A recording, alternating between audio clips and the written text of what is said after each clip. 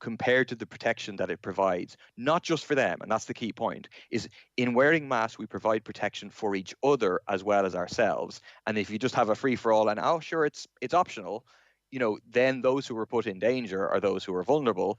However, Taoiseach Micheál Martin says it's a new phase of the pandemic. They believe we are where they anticipated we would be when we lifted restrictions a month ago. But the pandemic isn't over. But we are in a different phase of the pandemic. And my focus will be now that I think we need to concentrate on vaccination.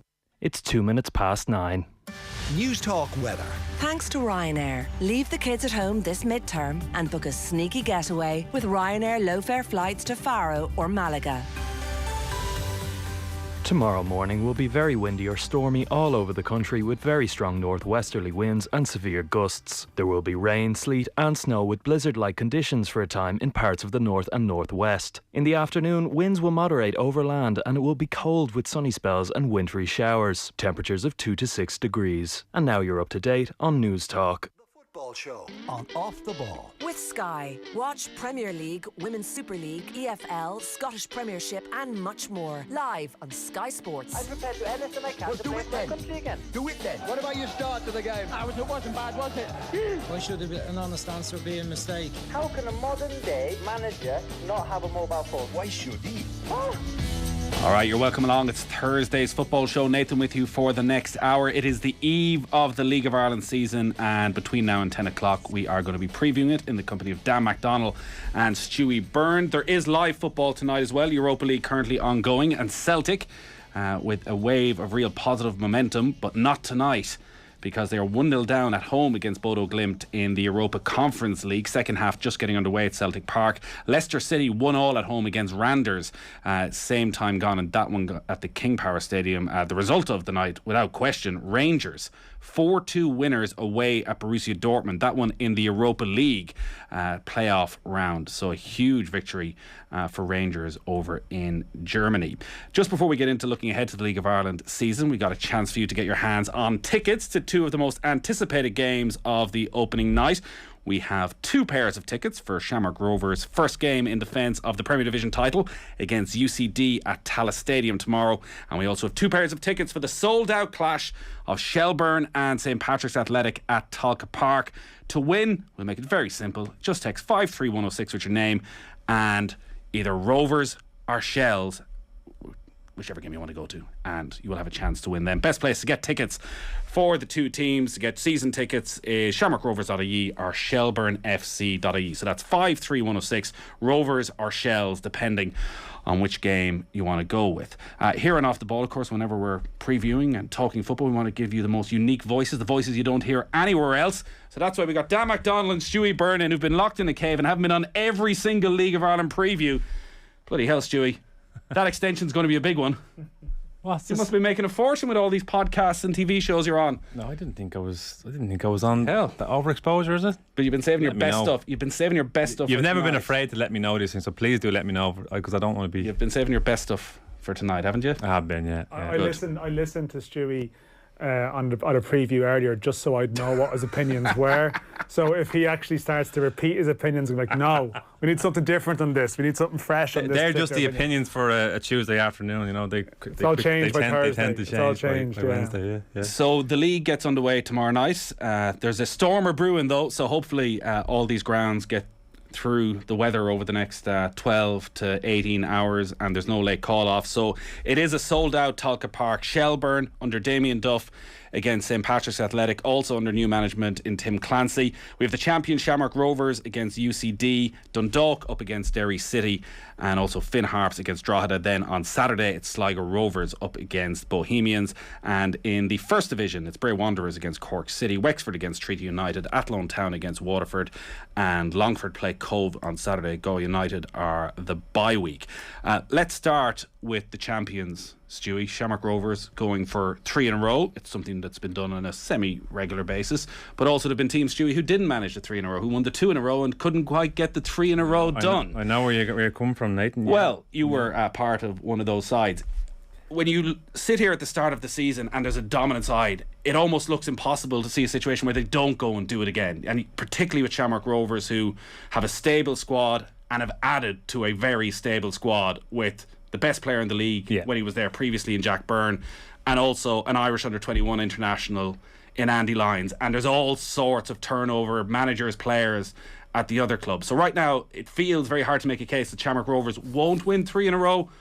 But quite often in 6 months' time you're thinking, God, how did we not spot that? A bit of complacency or a lacking of talent in certain area of the park, or something happening behind the scenes. Do you see anything in Rovers at all? Anything that the opposition can look at and see fault with? The biggest worry is going to be if there's any sort of complacency, you'll see it right from the get-go. You know, it'll happen in the first couple of weeks, first month.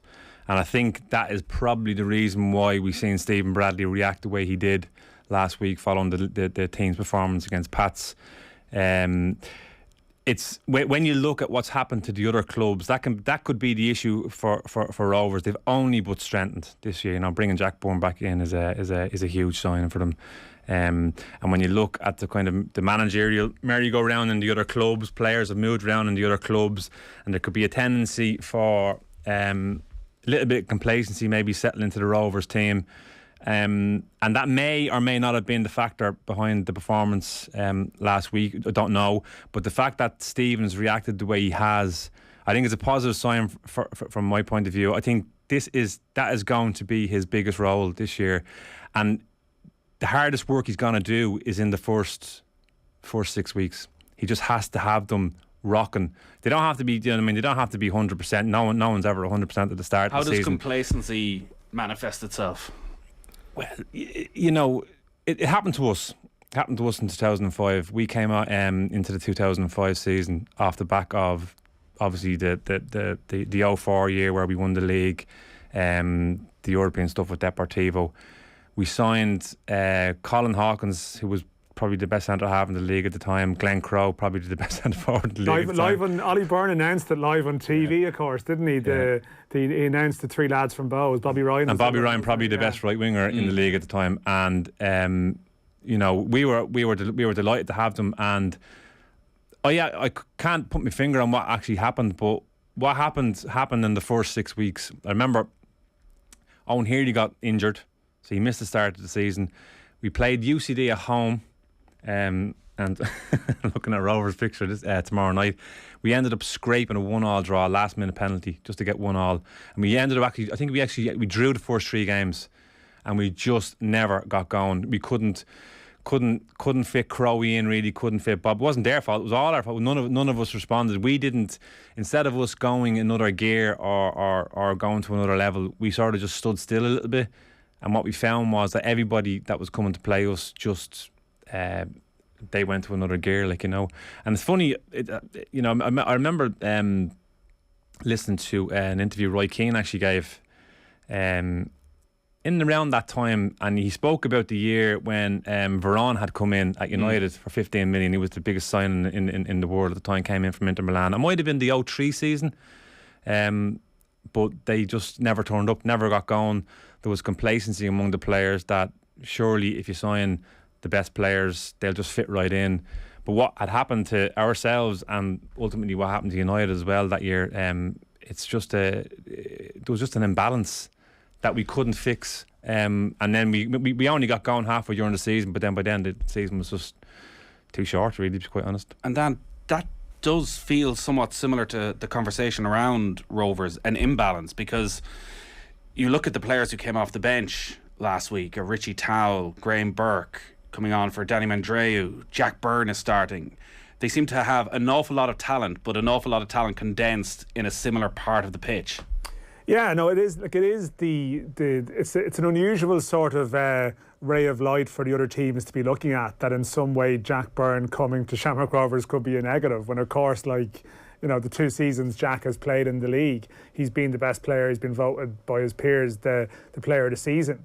But I think the point is a fair one. I remember covering Shells loads in that 2005 season. I think the big discussion would have been, could Crowe and Byrne play together? That was obviously a big discussion point. I suppose what's different with Jack is that he has been at Rovers before. You know, he does know a lot of the personalities that are there. You know, he sort of would have, you know, relationships with sort of, if he's in a midfield with Gary O'Neill or playing off Graham Burke or whoever it might be, Dylan Watts, Rovers still play a broadly similar system, pretty much the same sort of system. So it's more the case of, you'd imagine Jack Byrne is going to play. It's how the situation is managed for maybe those who were prominent last year but might have to take a step back, or that issue of rotation and keeping people happy around that. And I think, a couple of Rovers players have spoken, but last season, to be fair, there was a fair degree of rotation between Burke and Mandrew and sort of even Gaffney and Green when everyone was fit. They had a lot of injuries in the middle part of the season, actually.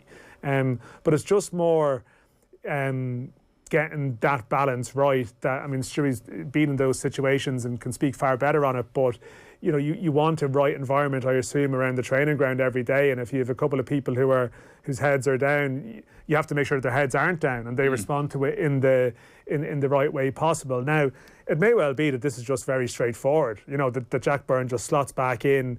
Yeah, one or two other people have to accept that their game time is limited a bit, but they find a way to accommodate them. And hopefully, from their perspective, there's a European campaign coming down the tracks where they're accommodated. But I think the early weeks are going to be interesting. One of the things with Rovers last season is that they didn't really batter teams. They had a lot of games that they won late on. They had a lot of games that they won 1-0, 2-0. They had a huge April where, you would argue if things had gone wrong in April for them, it would have been a completely different picture. They picked up, was it 10 points from 12 in their first last minute in their opening sort of 10 games. I think half of the games they got goals after the 88th minute or later that affected the result of the match. It turned a loss to a draw or a draw to a win, which was extraordinary. And they weren't, no, you're right, they weren't steamrolling teams. And I actually do think Jack Byrne previously, when he was in the league, he was brilliant at dominating some of those games against maybe the lesser sides, so-called lesser teams, and that's when he really struggled against Longford and really struggled against Drogheda, and they were the games where they were getting late goals. And you sort of think Jack sometimes, he can drop very deep and influence the game in those type of matches, and you would think that would help Rovers considerably this year. I can never figure out, watching Jack Byrne, where he should be playing. As Dan said, he can drop deep, he takes the ball off the centre halves. Do you just want him everywhere? Do you just expect he can pop up as the number 10 when he wants and trust him to be in the right place at the right time? I don't like him dropping deep. I just don't. I as a just from watching him playing, I think it's important that that Stephen Bradley can kind of convince him that he's best and more effective in that middle final third of the pitch, and that's where he has that ability to get goals. Is the issue though that they don't need him there if they have? No, because they've got plenty of good players that can do that. That's where balance comes in. Speaking from a personal point of view, I had to completely change my game when Joseph and Doe came into the club, or if I was ever playing with Wesley. Had to completely change. I would have been a box-to-box midfielder, love to get beyond centre forwards, love to make runs forward. Realised very quickly that Joseph or Wes, when they ever played central with me, they just weren't effective when they dropped in deep, because they're not hurting teams. Their ability is to pivot and sharp in small areas of the pitch and hurt teams in that middle final third. So had to completely change my game for them, and more than happy to change my game for them, because they're just so talented. And I think that there has to be a realisation, and I'm sure there is a realisation amongst the Rovers players, especially the players that have played with Jack. And that's something that the players can talk to each other about. And if they're hungry this year to go on another level and to do what I feel they need to do, and Dan touched on it there, Europe is a huge thing for them. That has to be their focus this year. And I think if that's their focus this year, that's what will set them up in the league. They mightn't get off to a flyer, but they have to make sure they're right and they're at it, because they have to build towards... So you don't see a danger in that of almost looking too far ahead or looking up rather than looking down? But there's always a danger that you get the timing of this all wrong. If your goal this season, your main goal this year, your goal is always to win. Your goal will always, if a club like Shamrock Rovers at this moment in time, your goal is always to win a league title, no doubt about it. And they know that now. But really, their goal needs to be progression, and they need to get to the group stages of a European competition. That's 4 months away, and the start of that campaign is 4 months away. That can be difficult for a player to kind of tune your body to how do you peak at that period of time, because if you're going to peak in 4 months' time, then there may be a tendency to take your foot off the pedal a little bit at this stage, thinking, well, you know, the manager needs us to be ready for this and so on and so forth. So it's just, it's, you know, he's got so many players, Steve, and he's got big egos. That's all fine. That's all part of the course. But this has to be player driven as much as it is the manager. And they have to want, especially after what happened to them last year. It was disappointment in Europe for them, I'm sure, and it hit them hard because even their league form kind of struggled a little bit off the back of it. But they have to be hungry to want to do it in Europe because there's a lot of eyes on them this year, and everything is right. All the ingredients are there. You know, there's kind of no more excuses, really. I think that's the bit. Sorry, I think the big thing for Rovers this year that would make you think that they can avoid that complacency is that they're not coming off that hangover from an amazing year. Like, I think they finished last year probably a bit angry in some ways. You know, as much as they had the joy of winning the league, it was won so early that they finished the season with that sort of sense of they were knocked out of the cup, so they're probably watching the cup final, a brilliant cup final event. They weren't part of it, and they had the European thing hanging over them. And some of the teams, and like Stuey references his 2005 year at Chelsea, but they were coming off the back of that European year. You think of Dundalk in 2017 after the amazing 2016 they had a hangover. Even Rovers 2011 from Michael O'Neill, they changed manager. But all the teams that have got to the say group stages or pushed on very far, it's affected them the following year. Whereas I don't think Rovers have that. I think they finished last year probably thinking they hadn't achieved everything they'd set out to do. So as a result, it would make you think it's less likely there's going to be some kind of, you know, drop off based on some kind of hangover from that. They haven't got to the top of the mountain they want to get to, I don't think, and that's probably a good thing from their league title prospects. 53106 is the text number if you want to get in touch. Just one other potential issue for Shamrock Rovers. This came up on our new late night LOI show. Stewie, I know you're going to be tuning in tomorrow night. Twitter Spaces. Just get on, follow Off the Ball on Twitter. You'll see it right there. We want you to involve Stewie. Johnny Ward was on expressing concern about Alan Manus. Neither goalkeeper last week in the President's Cup had a good game, to put it mildly. Johnny was suggesting, and his feeling was that it's a deeper rooted problem with Alan Manus, that he wasn't at his best last season. Is that a potential issue for Shamrock Rovers, his form? Yeah, it is. You can't deny it. Like, you know, Alan's a very professional player and he's been a top goalkeeper throughout his career. But he's, you know, at the age he's at, like, you know, that he has to be. It's important that he's being pushed by somebody else. I don't know whether that's the case at Rovers. Like, I think we've seen something similar happen with Gary Rogers as well, coming towards the end of his career. It was a big mistake that Dundalk made, that they kind of never were able to either bring someone in to replace Gary or to push him, or you need that, and goalkeepers need that. You know, they kind of work in unison together. But there has to be a hunger there, and there has to be a sense that, you know, my if I don't do my stuff here, I'm out the door. Like, you know, and it's important. Like, I know he might. You're kind of isolating one player. He's the goalkeeper, but it's hard to avoid. Like, you know. Nearly 40 years of age, or is he 40? Is he 40 then? No, I don't think he is. Well, no, he's, I don't think he's quite there. Yeah, but he's not been 40, Stewie. No, but he's getting to that stage of his career where you know he needs to be kept on his toes. There needs to be someone there. He'll be 40 in May. Yeah, well, someone there chomping at his bits, and that's the thing. You can't beat age. Like, you know, it's just par for the course. I know there's this thing that goalkeepers can play to a certain age, but you know the important thing for him is that there's competition. Yeah, I'm sure he's probably aware. I think Rovers have looked at other options, because I think he's looking to move on to a coaching situation. I think he may have something sort of lined up in that regard, I think, with the IFA.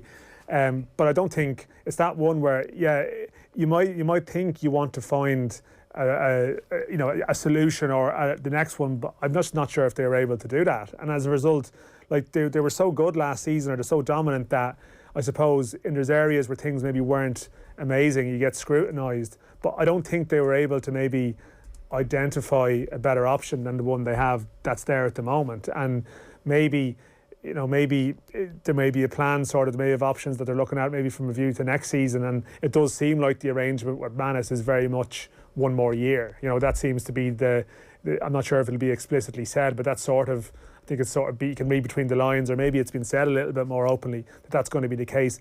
I'm sure if they'd found one in the winter that really fitted the bill for a number one, I'm sure they would have gone for it, but didn't quite come to that. So There's an element of a kind of a calculated, I wouldn't say risk, but like they're probably looking at the strength of their squad. Rovers probably feel they weren't at their best last year, and they can definitely go another couple of gears. And they're looking at the rest of the squads and said, no, I think we're happy enough for what we have, like, you know. And that's maybe the it's the second half of the season thing where you start easing somebody in some cup game. They have that ability to bring in. Then. They have that ability to bring somebody in the and someone of quality in the summer that not many others would have. The obvious next destination when we're looking ahead to the season is Shelburne and Damien Duff. But before, or maybe we will go to Damien Duff. Dan, what are you most excited about for this season? Yeah, well, we'll talk about Duff in a minute. I mean, I think there's going to be people in other clubs and people are grumbling. You see a few comments about it, but you can't, like, if maybe it's just the industry I work in and my perspective coming at it, but from a media perspective, and you're constantly talking about selling the league no matter what, like, you'd love to get to a stage where you don't have to do that. It's just a natural part of the discussion that it gets, you know, blanket coverage. But someone like Damien Duff coming in is exciting, and I would make no apologies for feeling that way about it. But we'll probably talk about that in a minute. Like, the league needs to be careful what it wishes for. I agree. Like, Damien Duff is one of the most beloved footballers that has played for Ireland because of the style of football he played with. He is one of the greatest footballers ever to play for Ireland, one of the most successful. He has come back to the league. He's not come back in a jolly. He's taken it deadly seriously. Yes, there's going to be attention, but take advantage of that. Use the attention that's on the league and get your club in the mix as well for some of that positivity that's around the place. But looking at Damien Duff, thinking, well, he's arrived in and suddenly all the journalists are interested in is talking to Damien Duff, like, it's just not the case. Yeah, but of course it's a good, I mean, and like, it's important as well. It'd be great if he did well, because like, we're seeing a change. There's no doubt, and it leads into what I'm excited about. I mean, there's no doubt with the Brexit changes and the change in climate, you now have the opportunity that you can say with absolute certainty that we are going to see some of the best young Ireland players playing here before they move on to wherever they move on to. So, with the first 6 months of this year, you can go and watch James Abankwah play for St Patrick's Athletic, who's joining Udinese in the summer with a view to being around their first team squad, and there will be more in the coming years of that nature. But on top of that, yes, we will always have our best players going away eventually. But if you have this mindset where maybe, and I kind of wonder, is it something to do with Stephen Kenny getting the chance as well too, to be this, to come out of the League of Ireland and be the senior team manager, that for maybe high-profile ex-players who kind of think, okay, this is a route as well where I can further my coaching progression, and this is actually a good place for me to work. And I think that that's only a good thing. I think that there's actually a kind of profile of younger coaches around the league too, who, their reputations are enhanced by their work, and they'll have their own ambitions, I'm sure, to follow Kenny and wherever that might take them. And if the likes of Damien Duff are getting involved, I just think that's great. I honestly have no issue with it. He touched on something which I always knew was the case, even from my career in the game here. And when you manage a League of Ireland club, you're effectively managing the club. You're everything. It's everything, because the game is not an industry here the way it is elsewhere. So you're dealing with everyone, from whoever's making the lunch to whoever's cutting the grass to whoever's cleaning the dressing room. It's literally they want your acknowledgement. They want to ask you, is this what you want me to do? And it's like he was, it's 24 hours.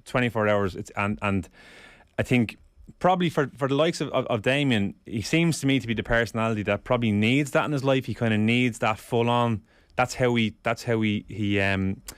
he's at his best. And to be quite honest with you, most of managers all the top managers I've ever dealt with here, that's when they're all at their best. Really, they kind of need that constant engagement. And well, maybe that's where that little bit of frustration has crept in, particularly among some of the other managers. Like all of the papers today, Damien Duff did a press conference and spoke about going on daft.ie, and the public are going, wow, Damien Duff on daft.ie. I'd imagine every League of Ireland manager the length and breadth of the country has driven a player to an apartment or a house and stuck them in with 5 other lads and hope for the best. Like, that's part of the gig. That is part of the gig. I mean, there's clubs out there that have 2 or 3, 4 houses, and they're probably getting phone calls every day from landlords or next door neighbours saying what's going on with these guys, and whatever the case may be. But that's the job. That's the job, and I think that's where experience comes in. And maybe those elements might be annoying to him.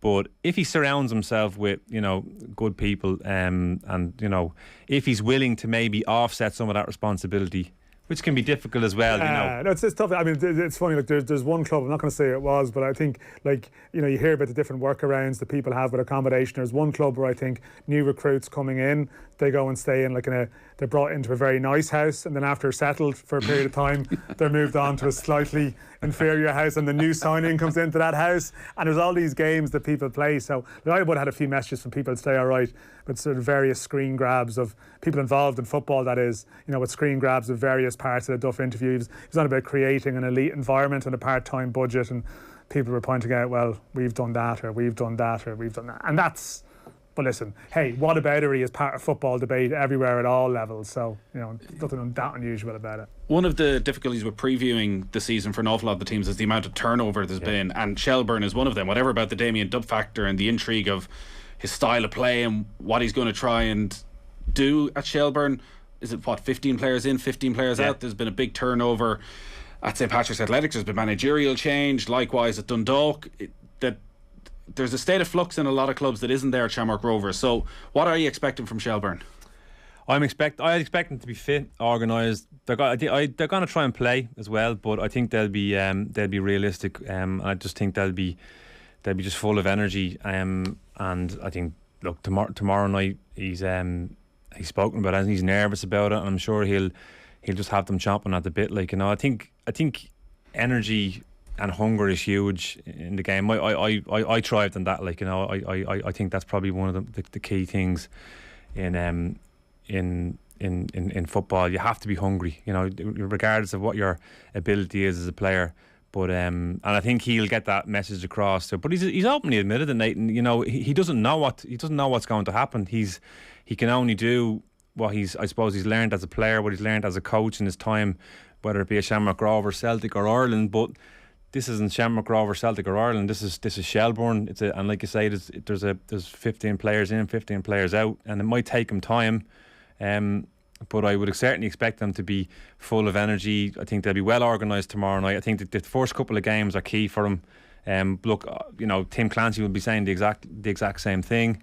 He may look to go to Shells with a particular game plan, but considering how well they played against Rovers last week, he may have changed his outlook. He may think we're a little bit ahead of where I thought we would be. We'll go and have a go at them. So you'd expect it to be a cracking game, because I think there's going to be a huge crowd, and there's huge focus already. Even looking at the news tonight, and there's a good clip on it, and you just feel that with the, you know, COVID stuff seems to have just gone away now. There's a huge hunger in the country for live sport, for live anything, and tomorrow will be no difference. Just hope that bloody storm goes away. I mean, that's the only the only like little asterisk that's hanging there in the background. But on Pat's Cup winners, but all the upheaval and all the controversy around Stephen O'Donnell leaving, and he brought players with him back to Dundalk. Stewie touched on it there, the expectations for Tim Clancy. Maybe they did change. We're all kind of wondering what you can read into the President's Cup, because it is essentially a pre-season game. But James Abankwah, when he was on the pitch, was exceptional. And Pats have also made the most interesting signing of the season in terms of players, in Owen Doyle coming over, a player who's been scoring goals relentlessly for season upon season at League One level in English football. And he looked the business. He looked fit. He looked ready, motivated. He's a very short price, I think, to be top scorer this season. Actually, somebody like him can elevate Pats to a level maybe more than they were expecting. Yeah, I mean, Owen Doyle scored in his final game in League One in January. Like, he's left with 18 months left in his contract. He would have been first. He'd still be playing for Bolton if he'd stayed there, as much as they were bringing another player in so he could go.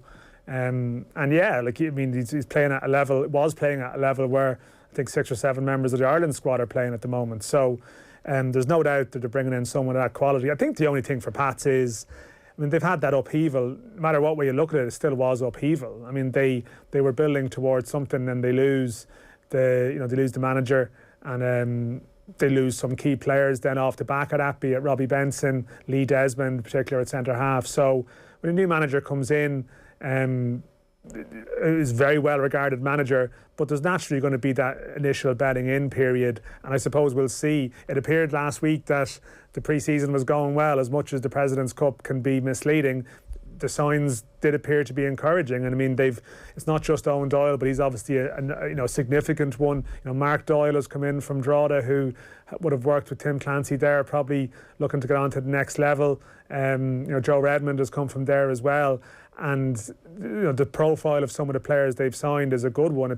I kind of feel in the league sometimes, I think for teams to be sort of title contenders, they need to have those couple of lads within the team so you really feel have the ability to really push on onto the next level, maybe even a level that brings them out of the league. Someone like Darragh Burns, who had interest over the winter and looked very good last year in his first sort of season, really full season as a senior pro. And I think Pats, to be fair to them, I think they have some other good players coming through the academy. There's a kid called Adam Murphy who signed pro terms the same day as Abankwah. I think they're really excited about him. He's a midfielder. So they have a good thing going there. It's just about, I suppose, in the early weeks of the season again, how quickly they can settle in, because last season they didn't necessarily at times have that focal point striker like Doyle. They sort of had Matty Smith, who's left as well, another big loss. At times they almost had a sort of a false nine scenario, and they had little ways of doing things, and that carried them to second, and they won the cup. And now they're trying to do it slightly differently in some areas, but I think Pats have the capacity to challenge. And I also think as well, I think this is a theme, if we do get a title race, I think Pats with Garrett Kelleher, I think was probably fired up by some events over the winter. Derry with the financial muscle they have there. I think if they're close in the summer, I think both of those managers will probably get to strengthen, if they are in that situation. Yeah, I agree with all that. I like Clancy in his management style. I think he's the type of manager who tries to get players to play for him.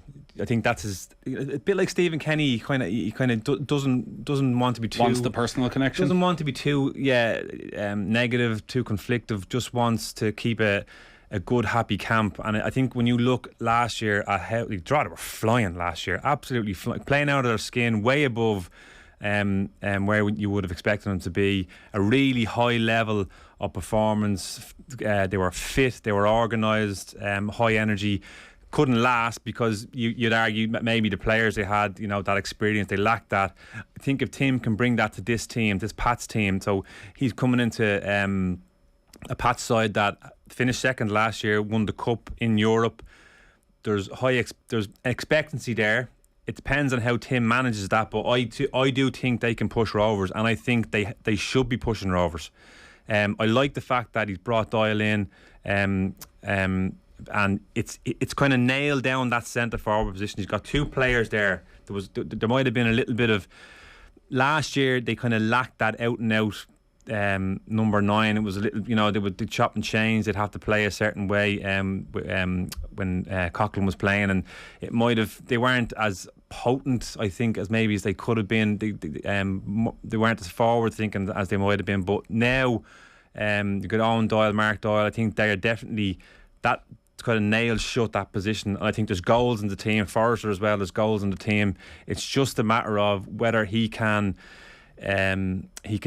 get the balance right. Richmond Park is a huge plus for them because their home games are huge for them. They always have a good home record, Pats. If they can build on that and pick up points away from home, that's where they let themselves down last year. I think they'll be strong. Probably suits them nicely as well that nobody's really talking about Pats ahead of tomorrow night. It's all about Damien Duff at Talca Park. We do have tickets to give away tonight to two of the most anticipated games of the opening night. Tickets for Shamrock Rovers' first game in the defence of the Premier Division title against UCD at Tala tomorrow, and also 2 pairs of tickets for that sold out clash of Shelburne and Pats at Talca Park. To win, just text 53106 with your name and either Rovers or Shells, depending on which game you'd like to go to. Remember, the best place to get tickets is at shamrockrovers.ie or shelburnefc.ie if you want to get your season tickets there as well.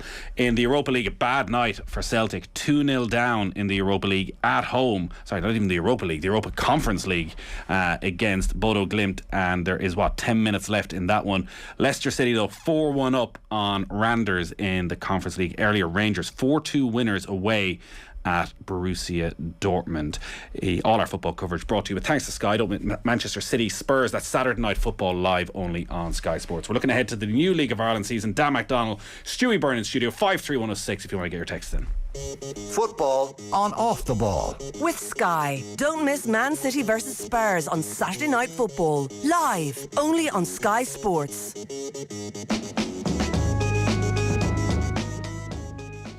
Galway, we are coming to you. Well, I came down from Dublin because I'm following Ciara's 100 Days of Walking. Yes, to mark day 50 of 100 Days of Walking, I'll be heading to the Salt Hill Promenade just opposite the Galway Bay Hotel. It's just getting away from everything. Join me, Ciara Kelly, for a stroll down the prom to celebrate reaching the halfway mark on Saturday, February 19th at 12:30 p.m. 100 Days of Walking helps people and inspires people and motivates people. Simply register for your free ticket on newstalk.com/events. At Tesco, we're always looking for helpful ways to make shopping easy for everyone. That's where our Delivery Saver subscription service comes in. From just €7.50 per month, get unlimited home delivery slots for a time and day that suits you. Sound like a plan? Become a Delivery Saver member today and get your first month free. See tesco.ie/Delivery Saver for more details. Tesco. Every little helps. Terms and conditions apply. Explore the latest Dyson technology at Harvey Norman, your vacuum specialists. Get the Dyson V15 cordless vacuum, bursting with great features like a laser that reveals microscopic dust on your floor, a screen that shows you how much you've cleaned, and 60 minutes of fade-free suction. Get all this Dyson technology with V15 cordless vacuums from just €599. Shop more Dyson technology in store or online at harveynorman.ie. Your vacuum specialists. Go! There's a holiday for everyone at Sunway, with great value deals to hundreds of destinations and peace of mind protection from one of Ireland's most trusted holiday companies. What are you waiting for? Sunway, your holiday, your way.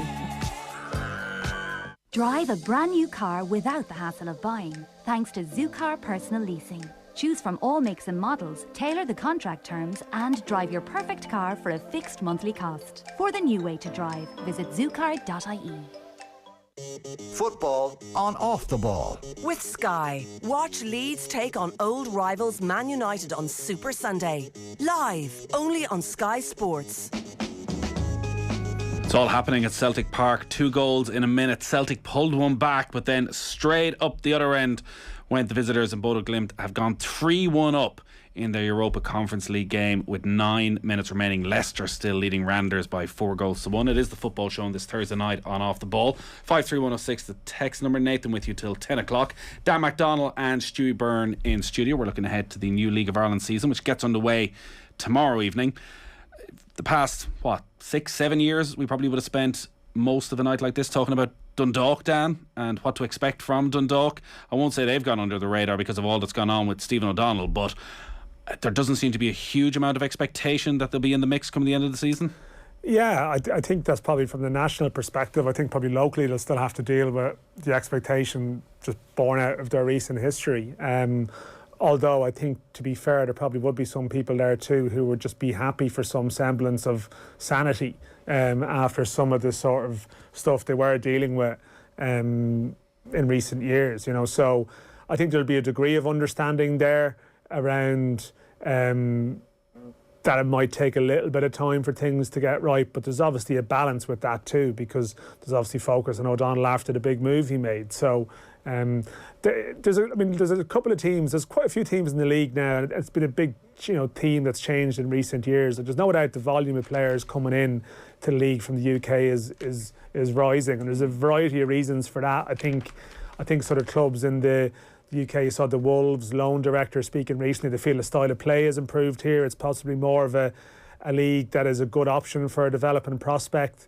Then there's just, it's very competitive overseas at the moment, and there's a lot of turnover from the academies in the UK, and getting first team football is different. Some of the leagues down in League 1 and League 2, the teams there, they're running off smaller squads. So there's a variety of factors, but I think Dundalk are one in particular that, as much as they've signed some recognisable faces from around the league, Robbie Benson and Sam Bowen and people like that who came from St Pat's, John Mountney, and they've retained some important members of their squad. It sort of feels like their season might hinge on how some sort of a portion of lads under the age of 23 coming in from the UK get on, a number of whom haven't played first team football before.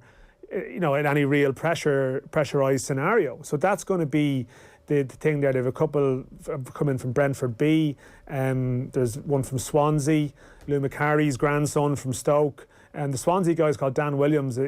People are quite excited. He could be a good player.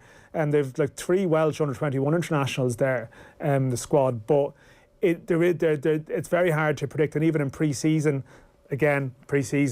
all caveats apply. There was a degree of inconsistency around some of their results and performances. So it might just take them a while to click. And I think they're another one that I think they're in a situation where I do think if in the summer there will probably be resources to strengthen there. But yeah, it might well be that for them, top 4 would be an amazing result, whereas in previous seasons that would almost have been a disaster if it wasn't winning the league or thereabouts, What do you think of Stephen O'Donnell's master plan of getting the band back together and bringing Robbie Benson and John Mountney and Keith Ward back up to Dundalk? Well, I think he probably needed to bring them with him, to be quite honest. It's important that he has his players there, and especially experienced players that know the club and just know the lie of the land. And any good manager always tries to sort of mirror his opinion on the game through a couple of players, and that's always important as well. And the fact that he's brought in, as Dan went through them there, so many young players from coming in from a different league. What's unknown to him is what are these lads like? What's their personality like? What are they going to be like when, as we spoke about earlier, when they get into a house in Dundalk and the messing starts or whatever the case may be. What happens in these houses in Dundalk? Oh God, you can tell us off air. We'd have to have another show about all this, but not just Dundalk, anywhere. Once you put kids in a house, Nathan. Stephen O'Donnell and Murray Higgins. We're under 23. Once shared a house together in Dundalk, which actually turned out to be it's a topical house, considering Higgins is there tomorrow. And I think Chris Shields might have been in it at one time too. That's probably one of the better houses in terms of league medals or whatever. That was what goes on in houses stays in houses. I'm leaving the stories there. Yeah. But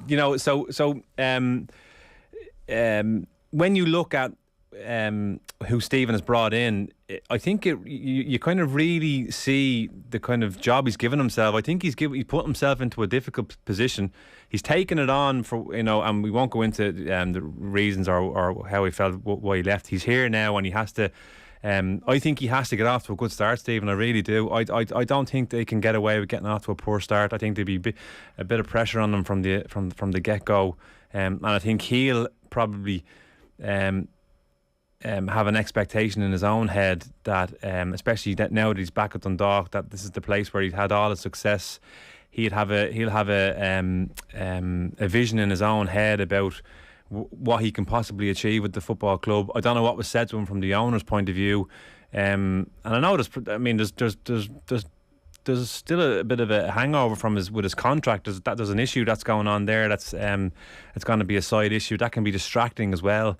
So I think he has to get off to a good start. I'm not saying he has to get off to a flyer, but he has to get them off to a settled start. I mean, if it turns out that from the get go they're all over the place, I think that they could be in trouble. Yeah. In terms of things to look forward to for the season, Dan, Dundalk's trip to St Patrick's Athletic is going to be won. Yeah, they put it in the last 8th round. of April. The computer that of Who's course. What do you know, Dan? What do you know? Who are they? The random fixture generator program. Cynicism. Sent them he doesn't believe that there is a random fixture generator program. You think there's somebody in the FAI screwing everybody over. Sometimes you have these derbies on the same night and you're just thinking... I think they use the same machine from Willy Wonka that predicts where the Wonka bars was, isn't it? I'm going to tell exactly what the machine where to go. But I'm not even sure, to be honest. I mean, listen, I'm not going down that road. It might this one might have just have been an accident, a circumstance that game has ended up at the end of the window, the end of the first round of fixtures, and they've mixed things up a bit this year actually with the order of the fixtures and stuff. It's not just the same sequence repeating. So that is going to be one of the spicier games. I mean, there is ill feeling there. There's no denying it. I don't think it can reasonably be played down, because it was a very fraught situation, and sort of Stuey alluded to the fact there that that there has been action taken subsequently, as much as everyone seems very confident in their position on that one. So who knows where that one goes really at all. But there is tension there, and it is certainly. I mean, there's probably another one tomorrow in a slightly different way. I mean, we haven't got the Derry City yet, who have the chance to be, I think, a real contender this year, very much so. And they've got four ex-Dundalk players going back there tomorrow night. So Dundalk fans go along tomorrow and they see McElhenney, Duffy, Patching and Cameron Dummigan, like four big players from recent seasons playing in Derry. Now, people from Derry would say this is only right, that it's basically the repatriation of McElhenney and Duffy, who were away for so long. And now all of a sudden, Derry are in a good financial position. They have an owner who is his company has been sold, so he's now technically, I think, a billionaire, and he's a lifelong fan of the club, so he's going nowhere. They're handing out 3-4 year deals to their players to bring them home, and we know what Derry can be like when it really ignites, and I think they're players this season. Well, you were talking about Pats, you're talking about Derry potentially igniting. I was saying last week it was interesting at the League of Ireland launch that Pats seem to be talking up Derry and Derry seem to be talking up Pats as the most likely to push Shamrock Rovers. But like Michael Duffy and Patrick McElhenney at different stages over the last 5 or 6 years were maybe the best player in the league at certain times. So like that's the potential explosion for Derry actually, is that McElhenney, if they get back to that sort of, if it's a giant if, but if they can get back to that sort of level, well, suddenly maybe they can compete against Rovers. Oh, I've no doubt they can. And actually, I'll rephrase that. They should. I personally think that both Pats and Derry really should be trying to push Rovers. You know, I'm not saying they're going to get there, but they should be trying to push them. You know, there's no doubt about it. The signing, the four players that Derry have brought in are real quality, and certainly loads of experience. Again, I'll go back to that whole balance thing. And it might just be a case that fitting those four guys into a Derry City team that maybe was fairly set in its ways, quite a young team, inexperienced maybe, but ultimately performed very well under Rory Higgins once he put a good shape on them, and they had a very strong run under Rory. So that depends on how those guys fit in. It's sometimes as an experienced player, and when you come from, I'm talking about the likes of Duffy, McElhenney, you come from Dundalk, from having played in Europe multiple times, won multiple league trophies, you go into a different setup, and if things aren't the way you're used to them to be, in other words, if the quality of player is not there or the attitude of the player is not where you want it to be, it can get a little bit under your skin, it can get a bit frustrating. But again, I like Rory. I like the way he goes about his business as well, and I think he can certainly be. He's kind of the perfect sort of person there to just try and manage that, and to try and get those players to kind of gel, especially with the new guys that have come in. One of the quirks of the Premier Division, and maybe not quirk isn't the right word. One of the frustrations is the lack of representation for large parts of the country. Like Tallaght Stadium is the most southerly stadium in the League of Ireland Premier Division this season. We've a text in asking from Shane O, I was thinking about that. What effect does having no Munster team in the Premier Division have, and also do you think Cork have a chance of winning promotion back? Like, it's hard to know what sort of an effect it has, but it's very Dublin centric, particularly if Derry don't do something. I know it is, Graham, and like we have Sligo Rovers as well. I mean, I know we can't sort of mention everyone, and I know we haven't, like Bows as well. They're another Dublin club who, you know, are going to be very good to watch this season, I think, with the attacking talent that they have. But it is an issue. I think it is for me. Like we can sit here and talk about our excitement around the league coming back, but we are sitting in Dublin having that discussion with the ability to visit sort of 5 grounds in the Premier Division within a sort of a 20 to 30 minute driving radius. We're telling people in other parts of the country to really get on board with it, and they're hours away from seeing Damien Duff Shells or Jack Byrne or whoever it might be that sort of piques their interest. And there's reasons that it happened. I mean, you know, Cork's demise is unbelievable, really. I saw them last week against Shells. I think they have a good chance of probably coming back up this year, but they're not there at the moment. Waterford, similarly, the sort of chaotic implosion last year that saw them lose out to UCD in the playoff, with all the stuff going on with Mark Bertram, is, you know, dreadful. And it is bad. Like there's no positive spin on there being no Munster team in the Premier Division. It is not good, and you just hope that it's not the case next season. I'm going to put you both on the spot. So we get to June, we get to a lot of fixtures for the Republic of Ireland, Nations League and all of that, and Stephen Kenny is bringing in a player from the League of Ireland. Who's the most likely to be in? It would be Jack, you'd have to think. Like, I mean, even when he was. Who's after Jack? Who's next? Or who do you think could make that step in the space of the next 4 or 5 months? You really put me on the spot. I really have put you on the spot. I mean, Danny Mandry was obviously in last year. I genuinely think, right, that if Patrick McElhenney had 5 weeks last season around that time with the Vitesse game, maybe the time has just passed. Stephen Kenny loves Patrick McElhenney. I really believe that if McElhenney had avoided injuries and had just had a clear run in the last couple of years, I know there was talk about Duffy being around squads and he's done his clearance and he went through it. I think he would have loved to pick McElhenney if he got the chance, and maybe that ship has sailed now. 29. If he got super fit, I mean, people were talking about Forrester last year, and he's maybe 28, a similar age. If McElhenney had a clear run and had that run he had last summer for an entire season, I really think Kenny would think about it. I'm not saying that it would happen, but I'm definitely thinking that he would get consideration if Derry took off. I mean, people are looking at younger ones, and you're sort of thinking who will be talked about in that breath. I mean, Dawson Devoy's around the under 21. He's around the under 21s, but hasn't necessarily even played regularly for them. So there is options in that position. But the fact that he stayed for Bows, he's a talented player. You'd think Kenny would like his style of play. I think you're probably talking at that bracket. I think maybe some of the other promising ones are a bit young, I think, to be talked about, I think, from senior recognition status. Who's going to win the title? I think Rovers are the team to beat, Nathan. It's very hard to look past them. It really is. I do go back to it. I think Pats and Derry really have to put it up to them, and I think they have a responsibility to put it up to them. They have to be competitive. They have to feel that they can, especially Pats, they can go one better. European football coming up as well, but very difficult to look beyond Rovers, and I think they'll win it. Go along with that, Dan? I do, yeah. I mean, I'd love to be able to give a different prediction, but I think a lot of the pre-season predictions from people are coming round to that Rovers scenario. Maybe everyone was tipping Shells in 2005 too. I'm sure everyone tipped Dundalk in 2017, but yeah, I think Rovers have the ingredients to go and do it. You're back at Tolka. What ground do you get the most love at when you go back, Stewie? Tolka, yeah. Bow down. Just feel like a walk home. Are you worried that now that Duffer's there, nobody's going to give a damn about Stuey Byrne? No, I couldn't care less, to be quite honest. He's worried. Don't worry, it won't happen. He's definitely worried. Well, there's a musician team there as well, like For Those I Love, Shell's having a cultural revival at the moment, and Stewie is sort of part of it. Musician? Yeah. Yeah, I didn't know that, is he? Yeah, he is. Yeah, very good. No, it's the one place I walk into and I just feel home. Right. I've never had I've had one bad memory in that place, but I've had nothing but wonderful memories, and it's just kind of feel like it's home, and it has that sense of history about it.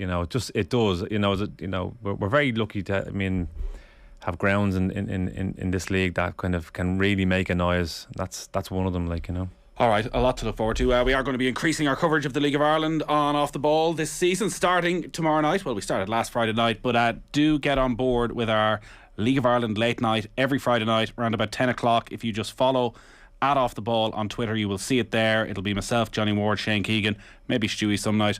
Dan won't be able to get away from us, and we're going to be going around the grounds, getting the input from supporters, getting your thoughts on the game. Proper old school phone in, Stewie. Yeah, lovely. On Twitter from 10 o'clock tomorrow night. So you'll be able to get the podcast of that then every Saturday morning as well. It's been a bad night for Celtic in the Europa League, beaten 3-1 at home by Bodo Glimt. Leicester 4-1 winners against Randers. We need to take a quick break. Football on Off the Ball. With Sky. Don't miss Man City versus Spurs on Saturday Night Football. Live, only on Sky Sports.